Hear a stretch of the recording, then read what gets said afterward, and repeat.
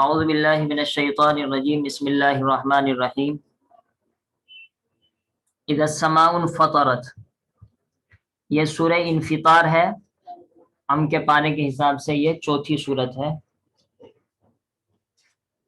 اور ترتیب کے اعتبار سے 82 نمبر پر ہے۔ مکہ مکرمہ میں نازل ہوئی اور اس میں بھی قیامت ہی کے بارے میں بیان کیا گیا ہے۔ جیسا کہ ہم نے ترمذی اور امام حاکم کی حدیث کا تذکرہ کیا تھا، اذا السماء اذا الشمس کورت کی صورت سے پہلے، کہ اللہ تعالیٰ نے فرمایا تھا، نہیں آپ صلی اللہ تعالیٰ علیہ وسلم فرمایا تھا، جو آدمی یہ چاہتا ہو کہ قیامت کو اپنی آنکھوں سے دیکھ لے، اس کو چاہیے کہ 3 صورتیں پڑھیں۔ ایک صورت تو ہم پڑھ چکے ہیں، اذا الشمس کورت، جو اس سے پہلی صورت تھی 81 پر۔ یہ دوسری صورت ہے 82 پر، اذا السماء انفطرت، اور ایک آئے گی 84 نمبر پر، اذا السماء انشقت۔ تو جو آدمی چاہے کہ قیامت کیسے آئے گی اس کا منظر دیکھے تو اس کو یہ 3 صورتیں پڑھنی چاہیے غور سے، اس کو معلوم ہو جائے گا قیامت کیسی آئے گی۔ اذا السماء انفطرت، اس میں بھی آسمان کے پھٹنے کا تذکرہ ہے۔ حضرت مولانا اشرف علی تھانوی لکھتے ہیں کہ پہلی جو 3 نشانیاں ہیں، آسمان کا پھٹنا، ستاروں کا ٹوٹنا اور سمندر کے اندر سمندر کا بہہ پڑنا، ان تینوں کا تعلق پہلی قیامت سے ہے، یعنی نفخہ اولا، کیونکہ بار بار یہ بات آتی رہتی ہے قیامت 2 ہیں۔ نمبر 1 پہلی قیامت جس سے ساری دنیا فنا ہو جائے گی، اس کے 40 سال کے بعد جیسا کہ بعض علماء نے لکھا ہے ایک دوسری قیامت قائم ہوگی، اس کو نفخہ ثانیہ کہتے ہیں۔ اس سے سارے دنیا کے لوگ زندہ ہو جائیں گے۔ تو جو ہنگامہ یہ برپا ہوگا، آسمان پھٹے گا، ستارے ٹوٹیں گے، یہ پہلی قیامت نفخہ اولا کا تذکرہ ہے، جس وقت ساری دنیا ٹوٹ پھوٹ جائیں گی۔ تو جب آسمان پھٹ جائے گا، وَإِذَا الْكَوَاكِبُ انتَثَرَتْ، اور جب ستارے ٹوٹ کر گر جائیں گے۔ انتصرت کے اندر 2 باتیں ہیں، نمبر 1 ٹوٹیں اور نمبر 2 بکھریں۔ خالی ٹوٹنے کو انتصرا نہیں کہتے، خالی ٹوٹنے کو تو انکسرا کہتے ہیں، اور بلکہ جو پیچھے صورت میں آیا تھا اذا الشمس کورت واذا النجوم انکدرت، انکدرا،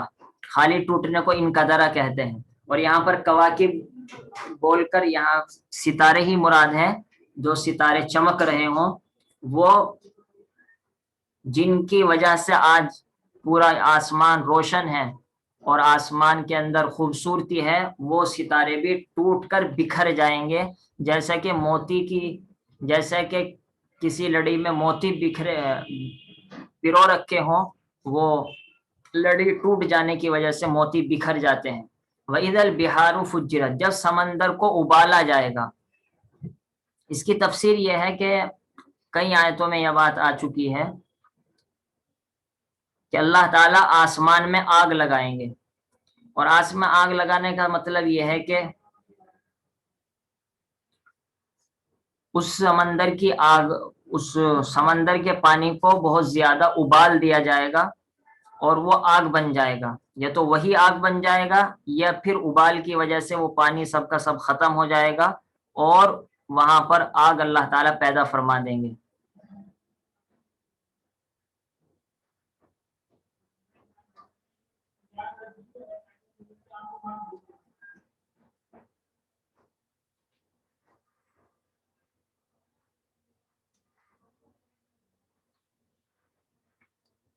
تو سمندر کے پانی کو آگ بنا دیا جائے گا اور سمندر آگ کے اندر تبدیل ہو جائے گا۔ اسی کو بیان کیا فجرت سے، کہ آسمان سمندر کا پانی ابالا جائے گا، یعنی اس کے اندر آگ لگا دی جائے گی، یعنی اللہ تعالیٰ دکھا دیں گے کہ آگ اور پانی جو ایک دوسرے کے خلاف ہیں، اللہ تعالیٰ نے ان کے اندر بھی، پانی کے اندر بھی آگ لگا دی۔ اور دوسرا ترجمہ میں نے کیا تھا وَإِذَا الْبِحَارُ فُجِّرَتْ، جب سمندر کو چلایا جائے گا، بہا دیا جائے گا۔ دراصل آپ نے سورہ رحمان میں پڑھا تھا کہ 2 سمندر ہیں، لیکن اللہ تعالیٰ نے دونوں سمندروں کے درمیان میں ایک آڑ بنا رکھی ہے۔ اس آڑ کی وجہ سے ایک سمندر کا پانی دوسری طرف نہیں جاتا، دوسری سمندر کا پانی پہلے کی طرف نہیں جاتا، بیچ میں رکاوٹ کی وجہ سے میٹھا دریا اور نمکین دریا آپس میں نہیں ملتے۔ لیکن اس آیت میں فرمایا جا رہا ہے کہ قیامت کے دن فجرت، ایک دریا، ایک سمندر اپنی حد کو پار کر کے دوسرے سمندر میں بھاگ جائے گا، دوسرا سمندر اپنی حد کو پار کر کے پہلے میں پہنچ جائے گا، اور سمندر کا جو ایک خاص حصہ ہے وہ اس کو پار کر کے دوسری دنیا میں چھانے لگے گا۔ تو اس طریقے سے سمندر بہہ پڑیں گے، یعنی وہ اپنی جگہ اب نہیں رکیں گے، قیامت کے دن وہ بہہ پڑیں گے، اور میٹھا دریا اور نمکین دریا دونوں ایک ہو جائیں گے، اور جو رکاوٹیں اللہ تعالی نے بنا رکھی ہے وہ سب ختم کر دی جائے گی۔ یہ دوسرا مطلب ہے۔ یہ جو چوتھا ہے وَإِذَا الْقُبُورُ بُعْثِرَتْ، اس کا تعلق دوسری قیامت سے ہے۔ ظاہر سی بات ہے قبریں جو پھٹیں گی اور قبر والے نکلیں گے تو وہ دوسری مرتبہ جب سور پھونکا جائے گا، جس کو نفخہ ثانیہ کہتے ہیں، اسی کو دوسری قیامت کہہ لیجئے، یہ جب ہی ہوگا جب کہ اللہ تعالی مردوں کو زندہ کر کے اپنے سامنے حساب کے لیے کھڑا کریں گے، اس وقت قبریں پھٹیں گی۔ یہاں پر بہت سے لوگ یہ کہہ سکتے ہیں کہ جو لوگ قبروں میں نہیں ہیں، قبروں میں تو صرف مسلمان ہوتے ہیں، ہندو تو قبروں میں نہیں ہوتے۔ تو اس کا جواب یہ ہے کہ آپ کو سمجھانے کے لیے بات صرف کہی جا رہی ہے کہ قبروں میں جو لوگ ہوتے ہیں قبر پھٹے گی اور اس سے وہ لوگ نکل جائیں گے۔ یہ مطلب نہیں ہے کہ جو آدمی قبر میں نہ ہو وہ اللہ کے دربار میں پہنچے نہیں، کیونکہ انسان کہیں بھی مرے حقیقت آخر کار وہ مٹی میں جائے گا، اور قبر سے مراد یہاں پر گویا کہ مٹی ہی ہے، کیونکہ قبر مٹی ہی میں ہوتی ہے، زمین ہی میں ہوتی ہے۔ تو کوئی اگر پانی میں بھی مرا ہے تو ظاہر سی بات ہے پانی کے نیچے بھی تو کہیں نہ کہیں زمین ہوگی، ایسا تو نہیں ہے کہ تہ تک نیچے تک پانی ہی پانی ہو۔ اگر کوئی ہوا میں جہاز میں مر گیا ہے تب بھی تو وہ کہیں نہ کہیں چیتھڑے لیتھڑے بن کر کسی جگہ گرا ہوگا، تو وہاں بھی مٹی آ جائے گی۔ تو کوئی بھی ہو، یہودی ہو، عیسائی ہو، ہندو ہو، مسلمان ہو، آخر کار وہ زمین پر آ جاتا ہے، چاہے ذرے کی شکل میں ہو، چاہے پوری شکل میں ہو، چاہے اللہ محفوظ فرمائے بری موت سے قیمے کی اور ایسی شکل میں ہو۔ تو اس وجہ سے مطلب یہ ہے کہ زمین سے نکال دیا جائے گا، اور قبر کا تذکرہ اس وجہ سے کیا کیونکہ قبر ہی ایک اسلامی طریقہ ہے، اس وجہ سے قبر کا تذکرہ کیا ہے۔ تو یہ بات ذہن میں نہ رکھنی چاہیے کہ وہ بچ جائیں گے۔ وَإِذَا الْقُبُورُ بُعْثِرَتْ، بُعْثِرَتْ کے بھی دو تفسیریں بیان کی گئی ہے۔ نمبر ایک، جب قبر پھٹ جائے گی، یعنی قبر کو اکھاڑ دیا جائے گا، مطلب اوپر جو نیچے مٹی ہے اس کو، نیچے کی مٹی کو اکھاڑ کر اوپر کر دیا جائے گا، اور وہ جب بھی ہو سکتی ہے جبکہ قبر کو پھاڑ دیا جائے، اس طریقے سے وہ قبر کھل جائے گی، اور اصل مقصد ہے کہ قبر والوں کو دربار خداوندی میں حاضر کیا جائے گا۔ اور دوسرا مطلب یہ بھی بیان کیا جاتا ہے کہ بعثرت کے معنی ہے دوبارہ زندہ کرنا، اور قبر سے مراد ہے قبر والے، قبر والوں کو زندہ کیا جائے گا، قبر والوں کو زندہ کر کے اٹھایا جائے گا۔ اس صورت میں تفسیر کا مطلب یہ ہوا کہ قبر والے مراد ہے نہ کہ قبر مراد ہے، اور بعثرت سے زندہ کرنا مراد ہے نہ کہ قبر کا اکھاڑنا مراد ہے۔ ان چاروں واقعات کے بعد اللہ تعالیٰ فرماتے ہیں اس وقت پتہ لگ جائے گا ہر انسان کو کہ اس نے کیا بھلا کیا ہے، کیا برا کیا ہے، کیا اس نے آگے چھوڑا ہے، کیا اس نے پیچھے چھوڑا ہے۔ قدمت سے مراد ہے جو وہ اب لے کر آیا ہے آخرت میں، قدمت سے مراد ہے جو وہ آخرت میں فی الحال لے کر آیا ہے، اور اخرت سے مراد ہے جو وہ دنیا میں چھوڑ کر آیا ہے۔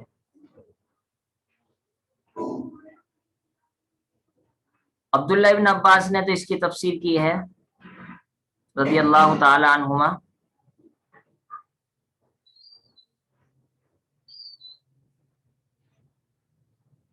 کہ جو اس نے اچھا کام یا برا کام کیا ہوگا تو وہ لے کر آ گیا، کیونکہ اچھے کام کا بدلہ ملے گا، برے کام کی سزا ملے گی، تو وہ لے کر آ گیا آخرت میں۔ قدمت کا یہ مطلب ہوا، اور اخرت کا مطلب عبداللہ ابن مسعود اور عبداللہ ابن عباس دونوں حضرات نے یہ بیان کیا ہے کہ جو اس نے اچھا کام دنیا میں چھوڑ دیا یا برا کام دنیا میں چھوڑ دیا، وہ بھی اسے پتہ لگ جائے گا کہ میں نے جو کام دنیا میں رسم بنا کر چھوڑا ہے وہ اچھا تھا یا برا تھا۔ مثال کے طور پر کوئی جماعت میں جاتا تھا، اس کو دیکھ کر دوسرے لوگ بھی جماعت میں جانے لگے،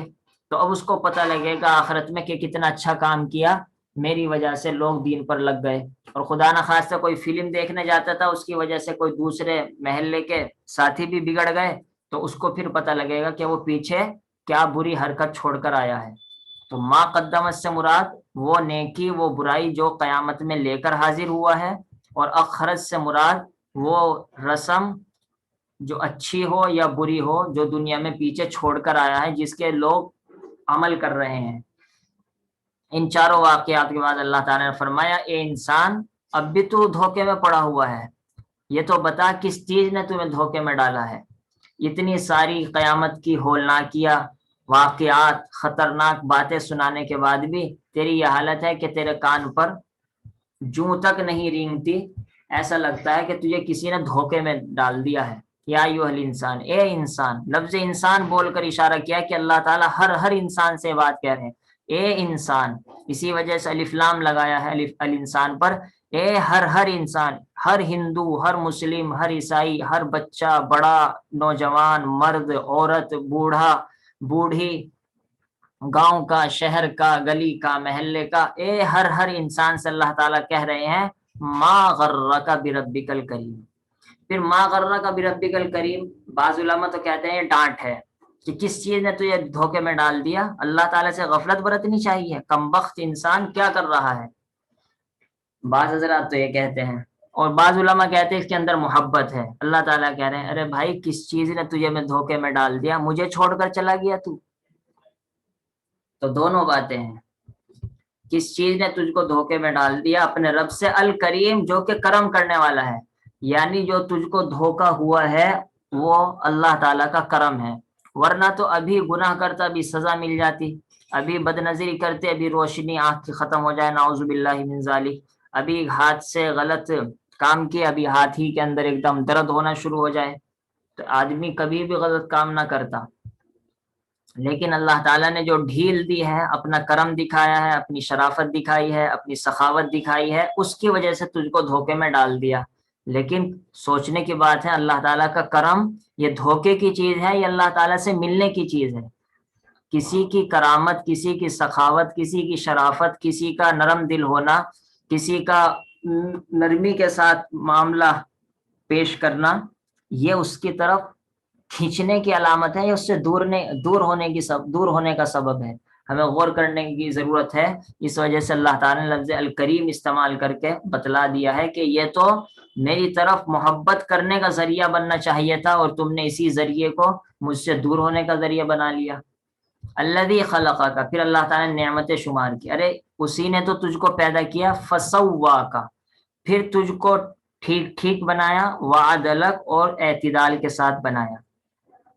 سوا اور عدل میں کیا فرق ہے؟ تسویہ اصل کہتے ہیں، سوا اصل کہتے ہیں ایک پارٹ کو بالکل صحیح بنانا۔ مثال کے طور پر ہمارا ہاتھ ہے، ہاتھ میں اللہ تعالیٰ کا شکر ہے درد نہیں ہے، ہاتھ